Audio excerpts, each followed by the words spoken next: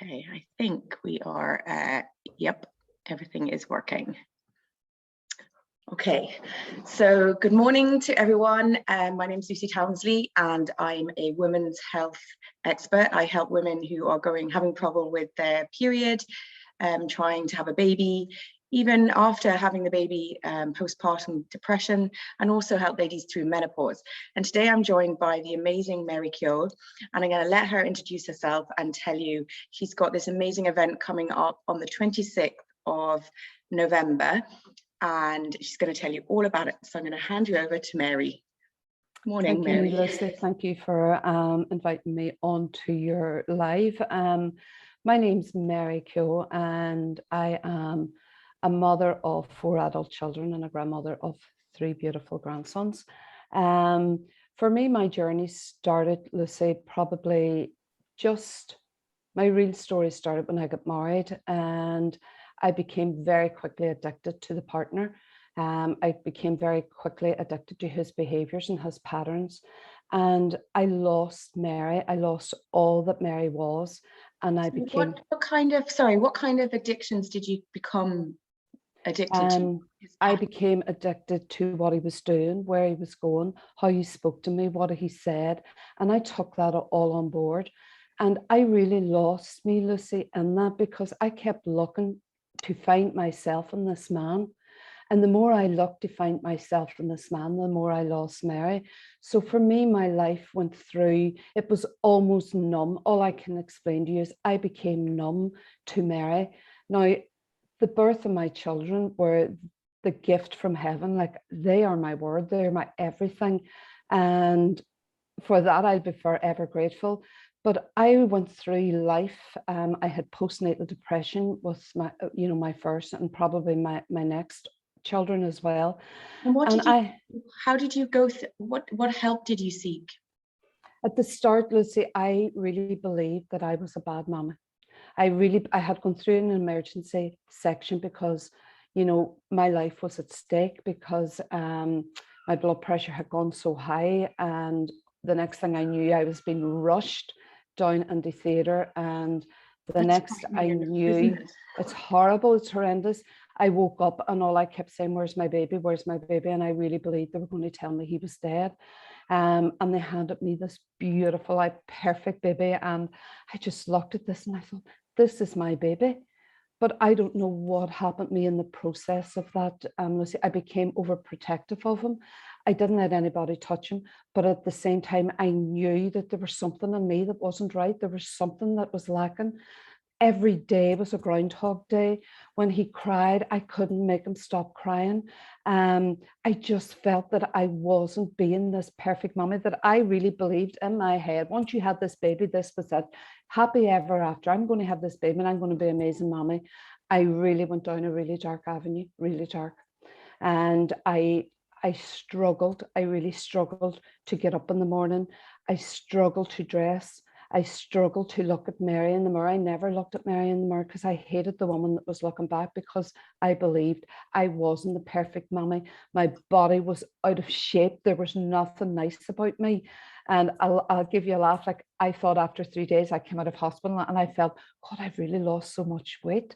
And I decided to try on a pair of jeans that I thought I'll get under them. They said they wouldn't even come up past my knee.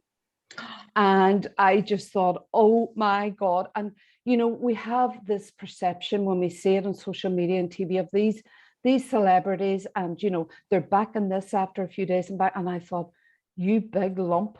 All I could see myself as, and it's horrendous to say, it was an elephant. And that was an added thing on me because I didn't have this. I wanted so much to go out and push my buggy and wear my jeans and be that, perfect to the outside world.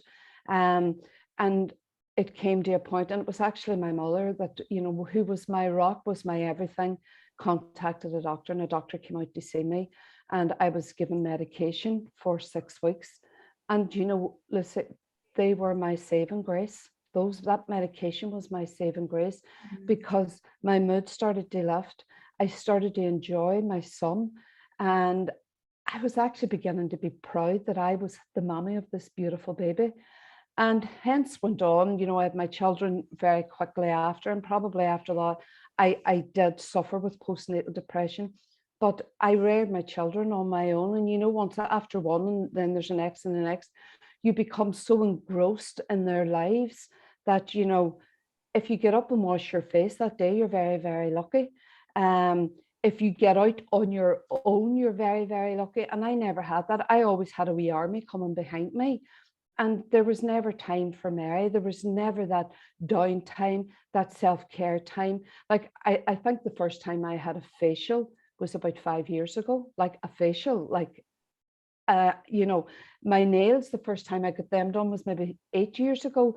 Things that I should have been self-caring and taking pride in who I was, they just weren't there because I was so consumed with these 4 children. And at the end of the day, I was they were my world, and I was their protector, I was their nurturer, I was their everything. But I did it very solo on my own. I did it. I got up for the night feeds. I walked the floors. I went to school meetings. I did everything on my own because they were my gift and I was their gift. And, you know, it was the understanding that, you know, in my head, this isn't going to last forever. You know, we go through life and go, we can't wait till they sleep all night. We can't wait till they feed themselves. We can't wait till they sit up. We can't wait till they crawl. We can't wait. And them and all those things. And they happen so quickly and life goes past very, very quickly. And, you know, now I have grandsons and I look at them and I actually feel sort of sad that my life, I was like a robot in my children's life. And where What advice would you give to women who are, because a lot of us are like that, yeah, who don't take time out for ourselves? yeah, And that's something that I would be telling a lot of my ladies to do. yeah. And they would look at me as if I have 10 heads. One of my big suggestions would be with young moms who have gone back to work is to leave their child for an extra hour in the babysitters Yeah. or in the creche, just so that they can maybe come home and lie on their bed for half an hour, or not do jobs, but or go and meet a friend and have a cup of coffee. Yeah. Something, you know, or go for a walk, something, a facial even. Yeah. You know, and they would look at me horrified. But when they do it once, it's almost like a liberating experience they go through. And it's like, you know, those things were out of the equation. In my head, I thought, you're a mother, this is your job, this is what you want to do. Any young mother out there, please, please take an hour a day, even half an hour, 20 minutes, even you go and sit in the toilet just to be by yourself. Start asking if you have a partner, start asking him to take responsibility, to take time, to give you that space, because I ran on an empty tank for a long, long time, trying to be all things to everybody, and I was slowly fading away. I was detaching from Mary. I didn't know who Mary was. Take that hour. It's only an hour. And if you want to lie in your bed, if you want to lie on the sofa and watch your soaps, lie on the sofa. But it's time for you, because there is no medals. There's no medals in being a hero. There's no medals in giving a 24-hour, 7-day a week. The only person that you are hurting and who is suffering is you yourself. If you have a partner, get him more involved. I didn't. Big, big mistake. I put it on my shoulder and I carried it and I carried it, and he continued his life. That's not how it's meant to be in a relationship. It's a two-way street. And if us women keep saying, no, but sure, I'm the mommy, I have to do this, he doesn't do it right. See, if he puts a nappy on back to front, let him put a nappy on back to front. He'll soon learn to put that nappy on right. If he gets up and he says, I can't do night feeds, you get him up and you do night feeds, because that is his child, that is his flesh and blood. I didn't do any of that, Lucy, and I look at women now and I see them struggling, trying to be this mommy, trying to keep this persona to the outside world, and inside they're dying. You must ask for help. If people offer to do things, take it. I wish I had my life back now and that stage of my life. And I'm telling you, I think my children, it would be Mary Rent-A-Care, because they would have been out and I would have taken more time to self-care for Mary, because I do believe, Lucy, as time goes on, you become molded, you mold yourself into that insecure, that lonely, that frightened, that not enough person. And that is the experiences. Like when we have babies, they never really tell us, you know, exactly what's going to happen after this. You know, I thought, oh my God, this is going to be brilliant. I have to be honest, my labor and my birth, or my labor and what ensued with my first child, all I could liken it to was a Rocky Horror movie. It was horrendous. And I really believe that, you know, mommy should be, you know, enlightened of what can happen and what can come. And it's like, for me, I'm so passionate about women, Lucy, now. I'm so passionate that they stand on their own 2 feet and they create the woman they want to be, and stop allowing people in situations to create that woman. And, you know, if it was one thing, you know, there should be some kind of course or some kind of evening for mommies to be, to make them aware of what can be, and give them the steps and the guidance of how they can work through that. I think, you know, I always look at, for, you know, when I give birth, it was like going into something unknown. Like you go on a greenhorn and you come out a very wise woman, because, you know, at pregnancy, after you're very aware of what's coming and you know what's coming, where your first one, you are totally green. You think you're going to go on and push this baby out. Ain't happening. Yeah, I know. I'm laughing. Ain't happening. I remember when I had Hannah, and I was coming out of hospital, and the nurse, no, they don't do it now because you have to go up with the rock top car seat, but she walked down with us and handed us Hannah, the baby. And I remember holding her in my arms like this, out straight, and going, they're actually letting us take her home. They're going to let us take her home. And they did. It was crazy, but I was lucky. She was a very good baby and she slept quite quickly, but I got given excellent advice when she was born, was to share the feeding at the night time. 100%. Not to think that you could be a hero, and even like let your partner, you go to bed at 6 and let your partner do the 9 o'clock feed, and then you get up at 12, so you had that like 6-7 hours of solid sleep. Okay, you're messing your circadian rhythm a little bit, but getting that solid sleep was just, it was my lifesaver, I have to say. Because you know yourself, Lucy, if you are being deprived of sleep, then your whole body is going to tell that. Your mind, you're not thinking straight. You are in a whole different, I used to think I was floating. I wasn't in reality. I was in another place. And sleep is so, so important. And yet we put on the armor of hero, I'm going to do this.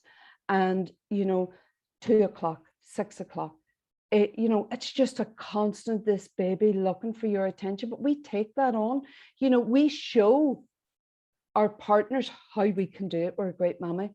You're not doing yourself any favors at all. You're actually taking away what should also be that partner's, you know, duty as well, because, you know, it takes two to create that beautiful child that you've been given, that baby.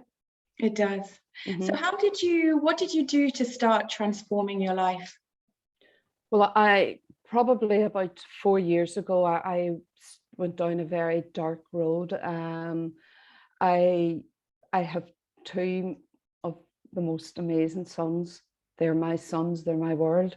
And they got lost in the world of drugs and alcohol.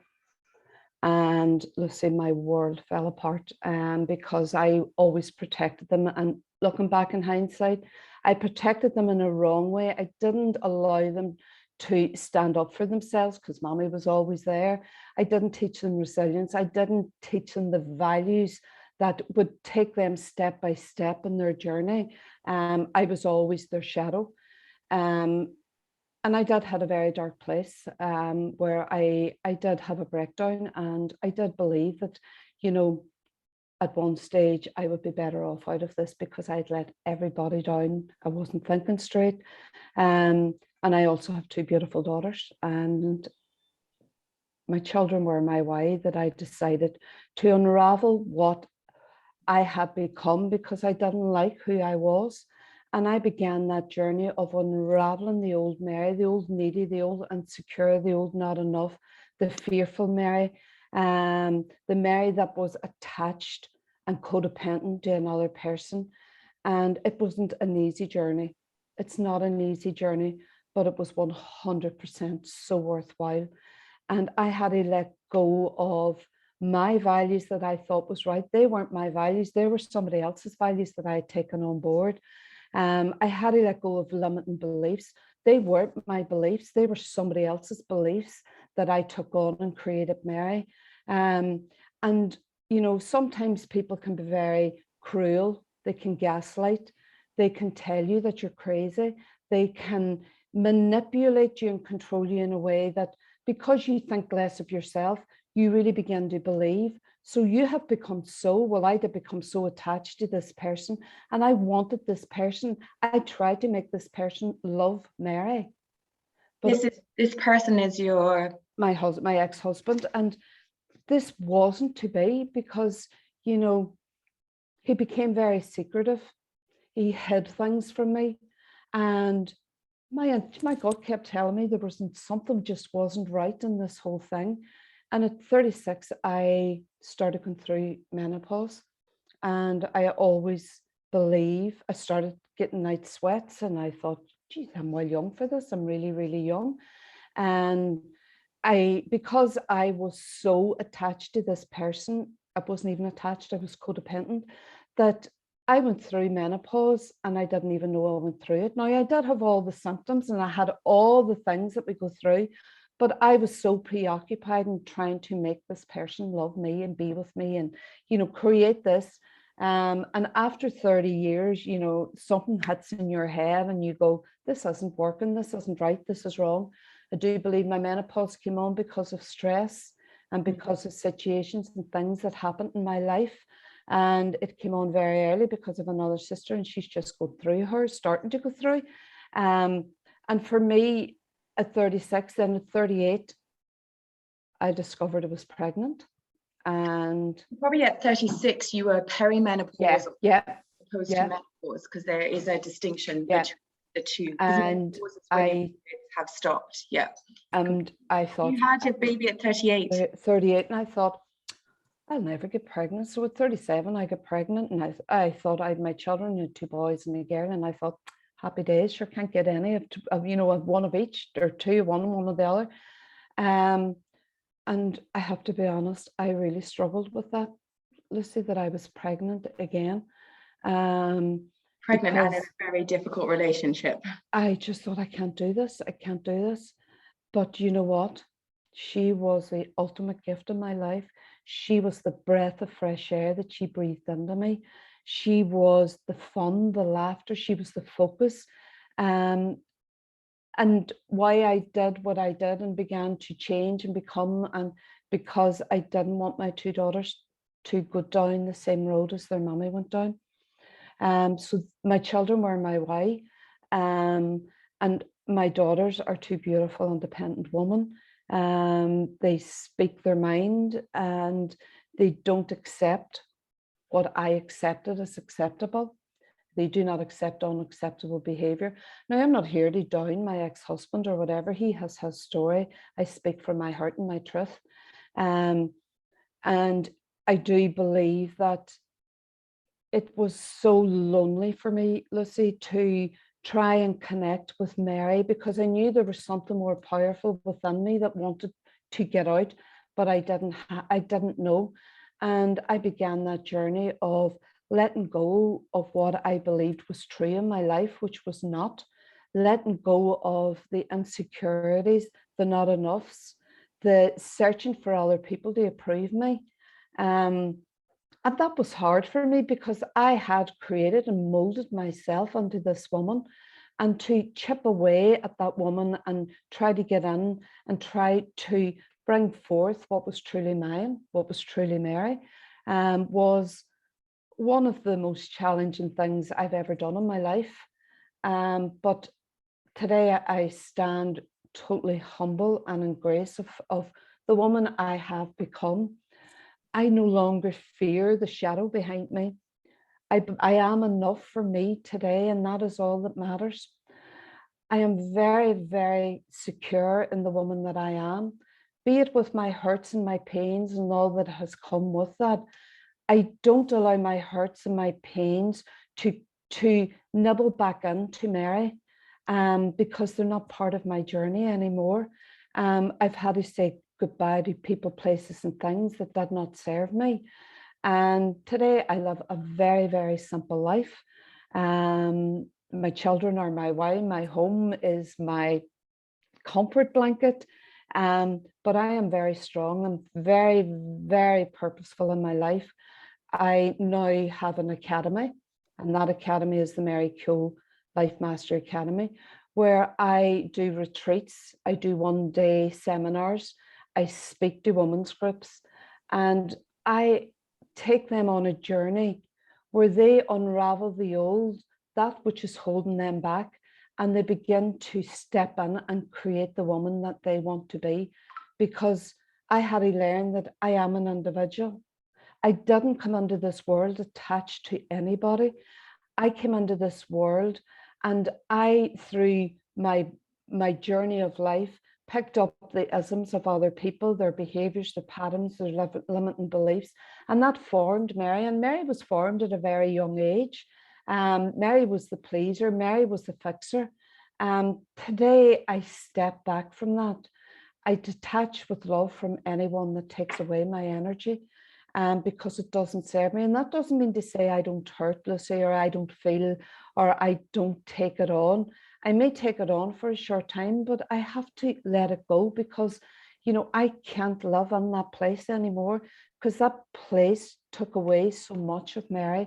Today, Mary creates a space for women where women can stand in their own right, can be their own identity, and they don't have to per se say that, you know, when people ask me who you, I'm Mary the wife and Mary the mommy. Today I am Mary. The And Mary.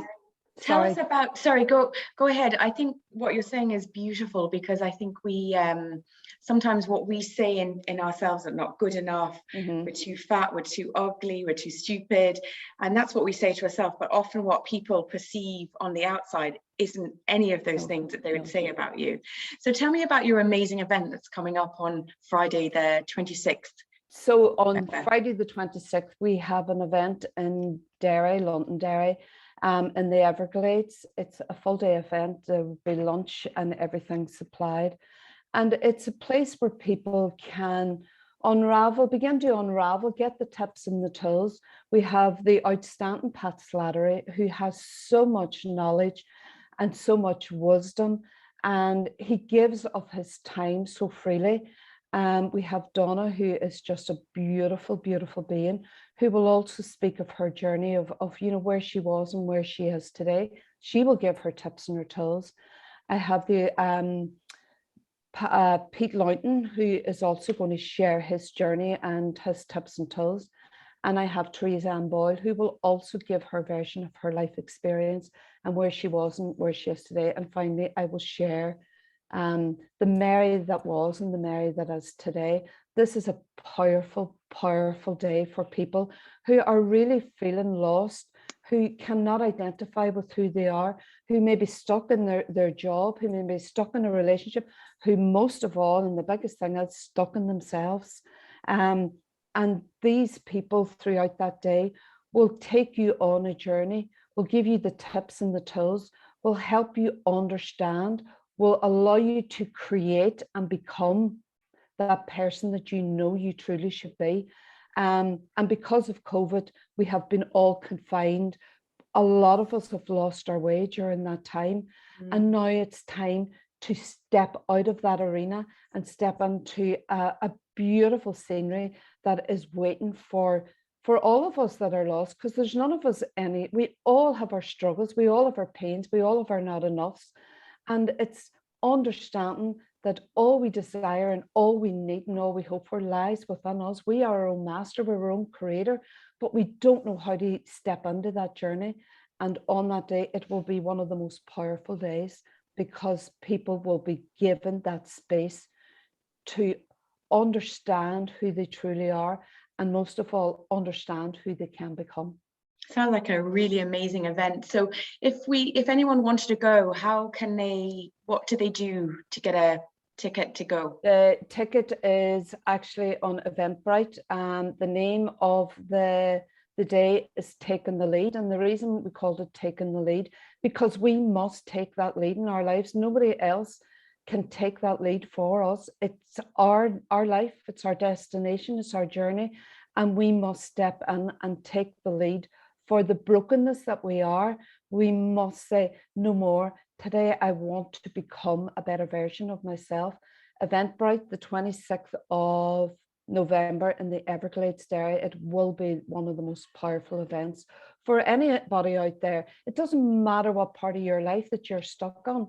You will not come away from that event without taking some kind of tip and tool to begin to unravel and create the life that you want for yourself.